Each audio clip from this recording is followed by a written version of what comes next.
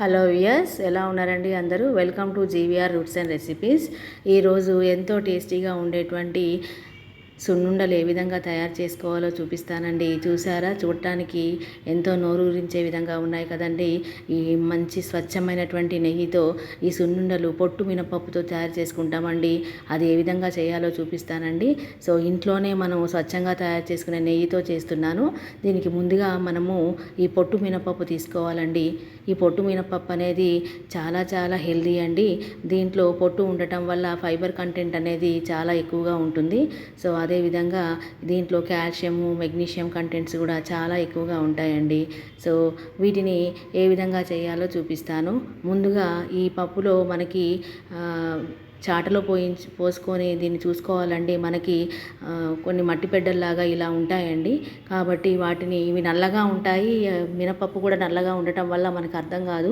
కొంచెము శ్రద్ధగా మనం ఏరుకుంటే ఇలాంటి మట్టి బిడ్డలు కనిపిస్తాయి. నేను 1/2 kg మినపప్పు తీసుకున్నానండి. నాకు ఇలా కొన్ని మట్టి బిడ్డలు వచ్చాయి, చూసారా? సో వాటిని వేరు చేసుకొని దాన్ని మనం మంచిగా ఒక కళాయి పెట్టుకొని వేయించుకోవాలండి.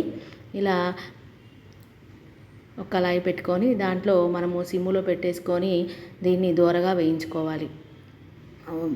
పెద్ద మంట మీద అయితే అడుగంటే అవకాశం ఉంటుంది. మాడిపోతే మనకి సున్నుండలు టేస్టీగా రావు. అలాగని మనము సిమ్ములో పెట్టేసుకొని వేయించుకుంటే దూరగా వేగాలి. దూరగా వేగింది ఎలా తెలుస్తుంది అంటే మనకి మంచి స్మెల్ వస్తుందండి. వేగినటువంటి పప్పు తెలుస్తుంది కదా. అలాగే నోట్లో వేసుకున్నప్పుడు కూడా ఆ టేస్ట్ చాలా మంచి టేస్ట్ వస్తుందన్నమాట. మనకి తెలిసిపోతుంది. రంగు కూడా మారుతూ ఉంటుంది పప్పు. సో ఆ విధంగా లో ఫ్లేమ్లో మనము వేయించుకోవాలి. కొంచెము టైం ఎక్కువగానే పడుతుంది. ఓపికగా వేయించుకుంటే మంచి టేస్ట్ వస్తుంది.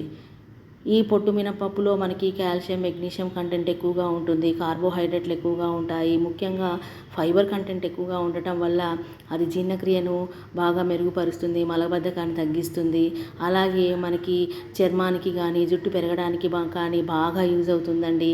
నెక్స్ట్ షుగర్ ఉన్నటువంటి వాళ్ళకి కూడా ఇది తగ్గించడానికి ఇది బాగా ఉపయోగపడుతుంది. ప్రోటీన్ కంటెంట్ ఎక్కువగా ఉంటుందండి. కాబట్టి మనకి పెద్దవాళ్ళు కానీ చిన్నపిల్లలు కానీ ఈ విధంగా ఈ పప్పుతో చేసినటువంటి సున్నుండలు అయితేనే, లేకపోతే మనము దోశలకు కానీ ఇడ్లీలకు కానీ ఈ పప్పుని ఉపయోగిస్తే మనకి మంచి ఫైబర్ కంటెంట్ కూడా అందుతుంది. అలాగే ఈ పప్పుని మనం ఇడ్లీ కానీ దోశ కానీ వేసుకుంటే బాగా ఒదుగవుతుందండి. మనకి క్వాంటిటీ అనేది ఎక్కువగా వస్తుందన్నమాట. చూసారా, అలా నెమ్మదిగా మనము రంగు మారేంత వరకు వేయించుకోవాలి. మధ్య మధ్యలో కలుపుతూనే ఉండాలండి. లేకపోతే అడుగునవన్నీ కూడా అడుగంటే అవకాశం ఉంటుందన్నమాట. అప్పుడు సున్నుండ టేస్ట్ అనేది తగ్గిపోతూ ఉంటుంది. దీంట్లో ఐరన్ కంటెంట్ అనేది ఎక్కువగా ఉంటుంది. కాబట్టి ఎవరికైతే మనకి బ్లడ్ డెఫిషియన్సీ ఉంటుందో, రక్తహీనత ఉన్న వాళ్ళు డైలీ ఒకటి తినడం వల్ల మంచి హెల్త్ని పొందొచ్చు అనమాట. బ్లడ్ అనేది పెరుగుతూ ఉంటుంది. అలాగే జుట్టు రాలే సమస్య ఉన్న వాళ్ళు కూడా దీన్ని బాగా యూస్ చేస్తే మంచి ఫలితాలు కనిపిస్తూ ఉంటాయి. స్కిన్ అనేది కూడా మంచిగా గ్లో అవుతూ ఉంటుందండి ఈ మినపప్పు వల్ల. సో కాబట్టి దీన్ని మనము వంటకాల్లో ఎక్కువగా మనము దోశలు, ఇడ్లీలకి దీన్ని ఎక్కువగా వాడుకుంటే మంచి ఫలితాలు కనిపిస్తూ ఉంటాయన్నమాట. చూసారా, వేగిపోయింది. ఆ విధంగా మనకి రంగు మారుతుందండి. ఇప్పుడు దీన్ని అంతా కూడా మనం స్టవ్ కట్టేసుకొని వేరే ప్లేట్లో వేసుకొని చల్లార్చుకోవాలి.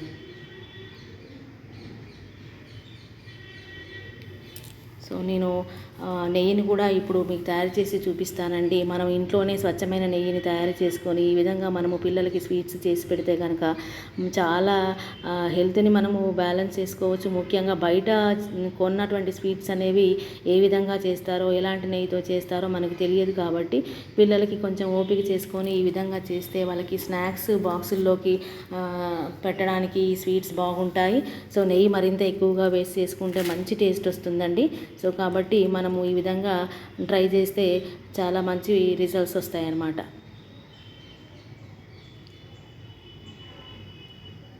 నేను 1/2 kg పప్పు మాత్రమే ముందుగా చేసుకుంటున్నానండి. ఇలా మనం మంత్లీ ఒకసారి ఒక 1/2 kg పప్పు చేసుకుంటే మధ్య మధ్యలో మనకి స్వీట్ తినాలనిపించినప్పుడు, పెద్దవాళ్ళు కూడా షుగర్ పేషెంట్స్ కూడా మనం బెల్లంతో చేసుకొని కూడా తినొచ్చు. సో ఏదైనా సరే మనకి షుగర్ క్వాంటిటీ కొంచెం తక్కువ వేసుకున్నా కూడా సరిపోతుందండి. అలా మనము దీన్ని నేను మిక్సీలోనే పట్టుకుంటానండి. మనం చాలామంది కొంతమంది గిర్ని ఆడిస్తారు. సో దానివల్ల ఏంటంటే చాలా మెత్తగా అయిపోతుంది, కాబట్టి అది పిండి పిండిగా అయిపోతుంది. అందుకని నేను మిక్సీలోనే దీన్ని కొంచెం బరుసుగా పట్టుకుంటాము. అంటే మనము మిక్సీలో పట్టిన తర్వాత దాన్ని జల్లెడ పట్టుకున్నట్లయితే అది బరుసుగా వస్తుంది. ఆ వరుసతనం ఉంటే మనకి ఓకే అండి. గిర్ని పట్టుకుంటే ఏమవుతుందంటే మెత్తగా అయిపోయేసరికి అది బాగా మెత్తగా అయి పంటికి అతుక్కుపోతుంది అనమాట. కాబట్టి మనం మిక్సీలో వేసుకోవడం అనేది బెస్ట్. సో అలా నాకు 2 వాయిలు అయ్యాయి. ఇలా మిక్సీ పట్టుకున్న తర్వాత మనము పిండి జల్లెడతో దీన్ని జల్లెడ పట్టుకుందాం. ఇలా పిండి జల్లెడతో మనం జల్లెడ పట్టుకొని మిగిలిన దాన్ని మళ్ళీ రెండోసారి వేసి కొద్ది కొద్దిగా మిక్సీ చేసుకుంటూ ఉండాలి. ఇలా మిక్సీ పట్టేటప్పుడు కూడా ఏంటంటే జార్ అనేది వేడెక్కుతూ ఉంటుందండి, పౌడర్ కాబట్టి గ్యాప్ ఇచ్చుకొని మనము మధ్య మధ్యలో దాన్ని పిండిని చల్లార్చుకొని అలాగే జార్ని కూడా చల్లార్చుకుంటూ గ్యాప్ ఇచ్చుకుంటూ మనం పట్టుకోవాలి. ఎట్ ఏ టైం మనం అయిపోవాలన్నట్టు పడితే ఏమవుతుందంటే జార్ అనేది పాడైపోయే అవకాశం ఉంటుంది, బ్లేడ్లు పాడవుతూ ఉంటాయి, అలాగే మిక్సీ కూడా హీట్ ఎక్కిపోతుంది అనమాట. సో ఇలా జల్లించుకోవాలి. ఇలా జల్లించుకున్న తర్వాత దాన్ని మళ్ళీ ఇలా మొరంలాగా వస్తుంది కదా, దాన్ని అంతా కూడా మళ్ళీ తిరిగి మనము మిక్సీ జార్లో వేసుకుంటే సరిపోతుంది. అట్లా 2-3 సార్లు మనం మిక్సీ పట్టుకుంటే సరిపోతుందండి. సో చూసారా, ఇది ఇలా మొరంలాగా వచ్చింది కదా, మళ్ళీ దీన్ని రెండో వాయిలో వేసేద్దాం. అలా 2-3 సార్లు మిక్సీ పట్టుకొని దాన్ని మనం గ్రైండ్ చేసుకుంటే సరిపోతుంది.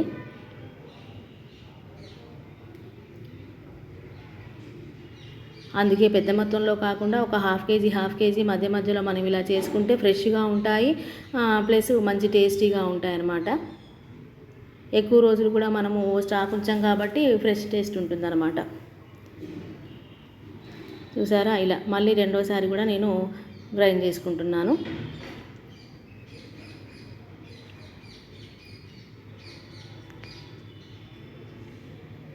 ఇప్పుడు నేను ఒక 3 యాలక్కాయలు కూడా వేసుకుంటున్నానండి. ఒక 4 వేసుకుంటే సరిపోతుంది. దాంట్లోనే నేను మిక్సీలో వేసేస్తున్నానండి. చూసారా, మంచిగా నలిగిపోయాయి కదా.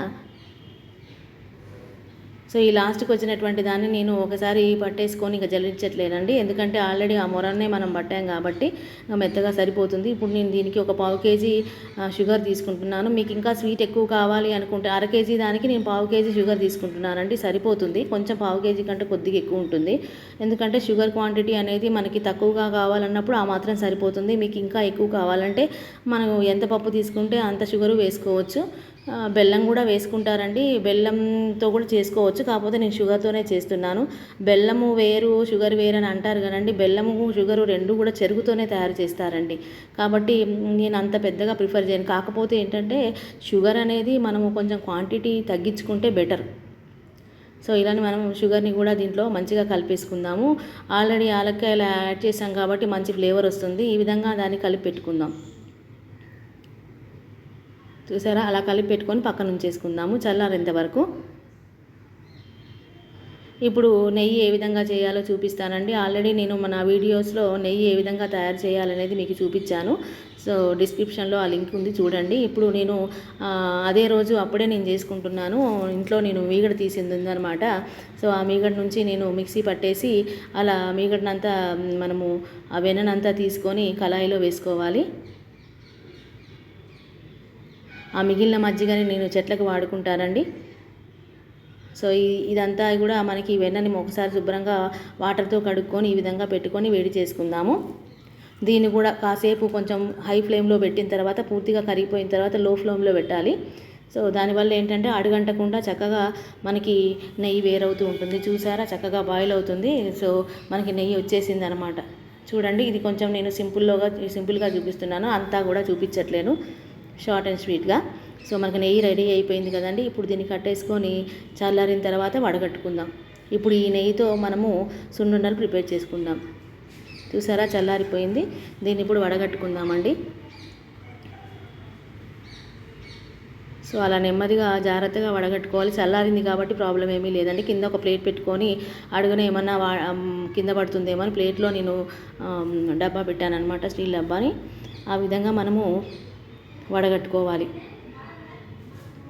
సో ఇప్పుడు దీంతో మనము చక్కగా మనము తయారు చేసుకున్నటువంటి సున్నుండల పిండి ఉంది కదండి, దాంట్లో ఈ నెయ్యిని తగినంత వేసుకొని చక్కగా కలుపుకొని సున్నుండ తయారు చేసుకుందాం.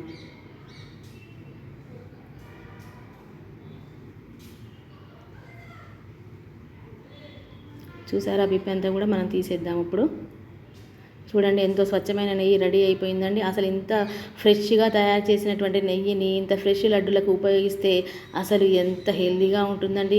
సూపర్బ్ కదా. సో నాకు అలా కుదిరింది. చూసారండి, ఈ విధంగా మనము పిండిని రెడీ చేసి పెట్టుకున్న తర్వాత పక్కన పెట్టుకోవాలి.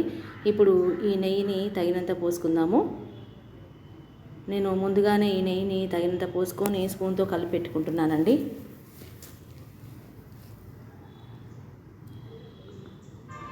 ఆ విధంగా అంతా కూడా ముద్దలాగా అయ్యేటట్టుగా కలుపుకొని చేయితో కలుపుకుందాం. తర్వాత చేయితో కలుపుకుంటే మనకి సరిపోయిందా లేదా అనేది తెలుస్తుంది. కొంచెం ఓపికగా మనకి పిల్లలకి తయారు చేసి పెడితే చాలా ఆరోగ్యంగా ఉండేటువంటి నేతి సున్నుండలు రెడీ అయిపోతాయండి. చూసారా, నాకు ఇంకా కొంచెం నెయ్యి పడుతుంది. సో ఆ మాత్రం సరిపోయిందండి. ఇప్పుడు స్పూన్ తీసేసుకొని సో ఒకసారి అలా కలుపుకుంటున్నాను. ఇలా తర్వాత దాన్ని తీసేసుకొని చేయితో కలుపుకుంటే మనకి ముద్ద అవుతుందా లేదా అనేది తెలుస్తుంది. దాన్ని బట్టి తగినంత వేసుకుంటే సరిపోతుంది. ఈ మాత్రం సరిపోయిందండి నాకు. సో ఇప్పుడు మనము ఉండలు చేసేసుకుందాము.